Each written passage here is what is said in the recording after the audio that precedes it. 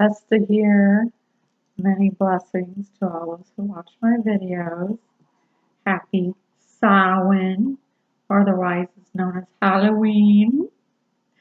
And as you can tell, I'm honoring my grandmother, the Roaring Twenties lady. So, wear a mask enough these days. So, I was very blessed that I was not only visited by my ancestors, but by the gods and goddesses. Athena and Dagra made their presence known to me. And of course, my grandmother is definitely with me today. I mean, she's always with me, but some days they are a lot closer than other days. And today is Aphrodite's Day. All hail the gods and goddesses. Oh, what a different era. And that's one thing about connecting with your ancestors, is you can get a glimpse into a feeling of a different time. There was an elegance that we really don't have, like the general population had back then. An elegance, a gentleness.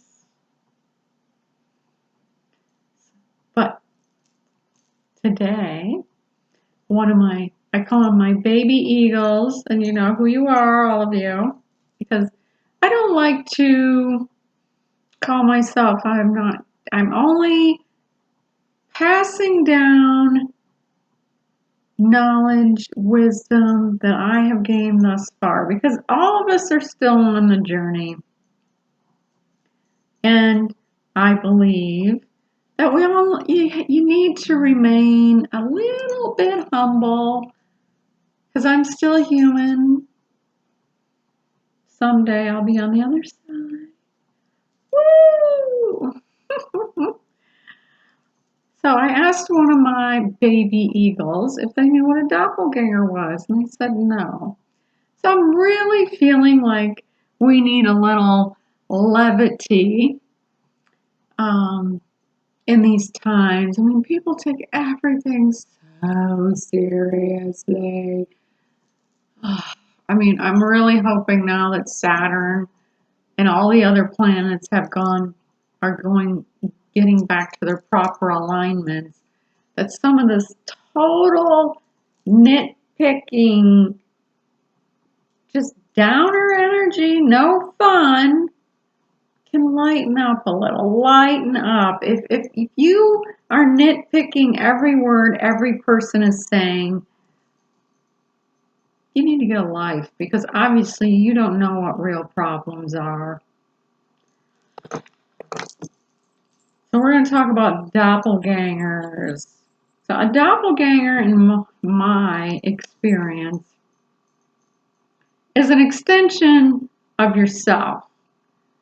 Think about all the personas we have on this plane, just in the 3D world.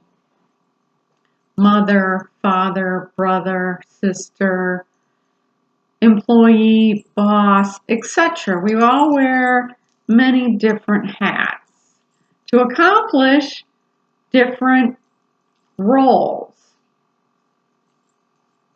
So that's what I think the simplest way to describe a doppelganger is: you're going to take a piece of your soul. Now, requires an incredible amount of energy from you.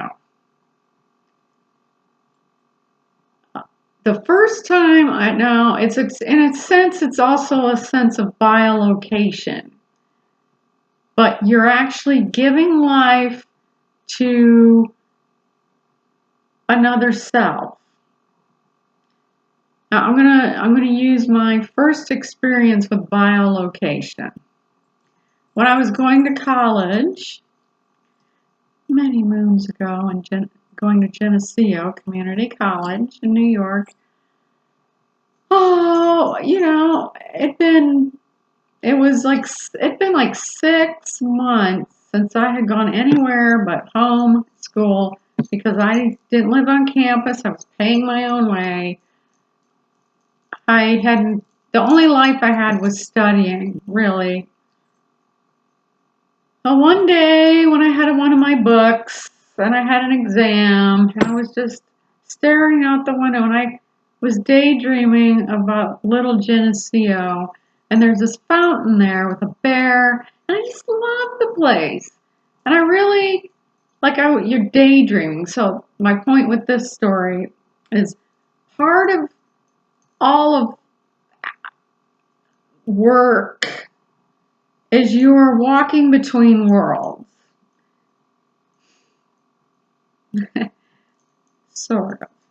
But that's as simple as I can put it. You're walking between worlds. This world and then the other plane on this world. So, I was like, and I really felt like I was there, and I was just relaxed and daydreaming. And then, a car horn beeped or something. And I was like, and there was my books. Okay, I got to get back. I got up, got a cup of coffee. That's when I started becoming a caffeine addict. And went back to my homework. Didn't think anything about it until, oh, I think it was a couple weeks later. Maybe not, maybe a week. But I finally decided I needed to start getting out a little more. I mean, like I'd literally been secluded myself for 6 months, like from September to January, or was it February? Anyways, I remember it was winter, and I remember it had been since summer. This was in New York, that I'd gone anywhere, that I'd talked to anybody. It was like, but I needed to do that at that time. I needed to pass. I mean, that was the first time I'd gone to college. And I ran into some friends of mine and said, "Oh my God, where have you been? And why didn't you say hi to us last week in Geneseo?" And I'm like, "What are you talking about?" And they're like, "We saw you by the fountain, and we were yelling at you, and you were just standing there staring at the fountain." Now, it clicked in my head like, wow, holy cow, I'd done it. I was there. So, of course, though, at that time I was very super closed about sharing who I really, what I really am to people, anybody, even people I considered friends back then. I kept my broom in the closet back then, big time. Especially since I'd moved from Angelica, New York, to almost Mount Morris, New York. I really started my life with a clean slate. But I remember that feeling. Wow. So I knew I'd done it. I mean, I didn't even try. And that's the other thing. Don't try too hard. One of my baby eagles, if you don't watch my video, I will talk to you about this. It's okay. Sometimes, we all go through many different phases, but you have to be in a certain state of mind, relaxed, just whatever will be, zen. I don't know how else to describe it, but daydreaming is the easiest way I can describe to people who have never really focused on harnessing their abilities.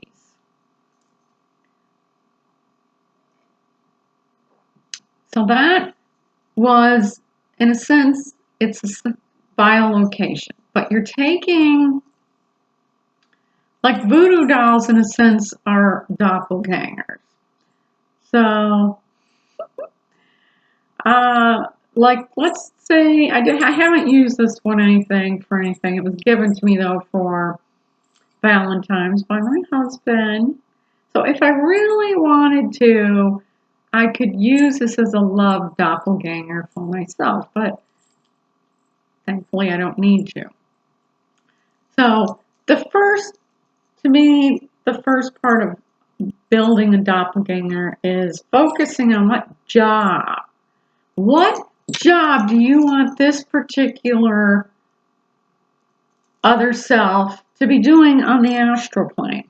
Because it's really hard to let go. Like when you're doing work, like say for prosperity, it's really easy to get caught up in that, oh, why isn't anything happening? And, and my grandmother, I'm going to talk about grandma a lot today because today's a day to honor our ancestors. She said, if you want the cake to bake, you can't keep opening the oven. You got to walk away for a little while and let it bake. So to me, that's another great thing about having doppelgangers is you give them jobs, like say prosperity doppelganger. But I like to give my doppelgangers real names. Like I had a mannequin. And that's the other thing. Have an anchor. And that's pretty much what all your tools are. Your tarot cards are an anchor on this plane because my grandmother always said keep one foot on the earth. Don't get floating too far out there. Try and stay a little bit, stay focused, anchored. Anchored. So find an anchor. Like when I had a mannequin at one point for my Poshmark store, I named her Sabrina. That's what came to me. I don't know why, but like in Zen Buddhism says everything on this plane has an energy, has a spirit.